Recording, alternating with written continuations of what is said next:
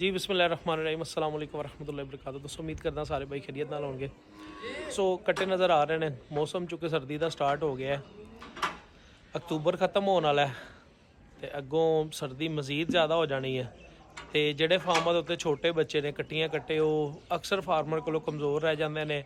Season चूँकि अगे आ रहा साढ़े को रजके स्टाले का, ये जाके बच्चों ने पेट लटका जाने ने। उन्होंने वास्ते असी फार्मूलेशन जी सैट की है खुराक के हवाले नाल वो तुहाडे नाल शेयर कर लगे हैं कि रैगूलर इन्हों की वीडियो इंशाल्लाह कोशिश करांगा डेली फार्म की तुहाडे नाल शेयर करा, बच्चे भी दिखाने तो बाकी तफसीलन गपशप भी लाने। दसो यह सारे फार्म दे नर्सरी है। इस फार्म ते जनाब देख रहे हो तुसीं सिर्फ तूड़ी और प्लस उपर जड़ा ना वंडा ऐड कर दिता है। पाउडर फार्म च तो दूसरा मिक्स वंडा ऐड किया है, नज़र आ रहा होएगा तुहानूं।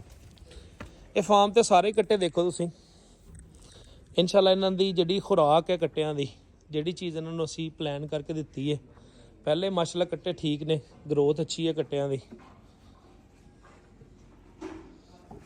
उठ जा।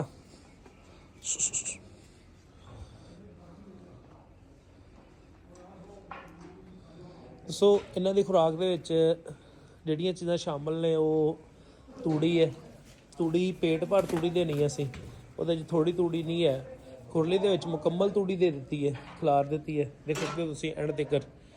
हुण इस खुरली दे उत्ते इस तूड़ी दे नाल इहदे उपर वंडा आ गया। वंडा इन्हां नूं काफ स्टार्टर की उम्र चों चुके निकल चुके हैं बच्चे सारे ही। तो हुण इन्हां नूं असीं खुराक दे विच जिहड़ियां चीज़ां शामिल कीतियां ने उहदे च 18 मैश है, 18 पैलेट, ये 2 वंडे मिक्स करके दे रहे हैं असीं।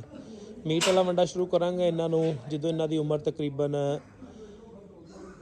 कोई साल के करीब हो गई और इन्हां दा वज़न जिहड़ा ना साढ़े कोल तकरीबन 150 किलो प्लस हो गया। अक्सर फार्मर गलती कर जाता है, वो छोटे बच्चे को गोश्त वाला वंडा देंदा तो बच्चा वो ग्रोथ नहीं करता जिहड़ी होनी चाहिए है।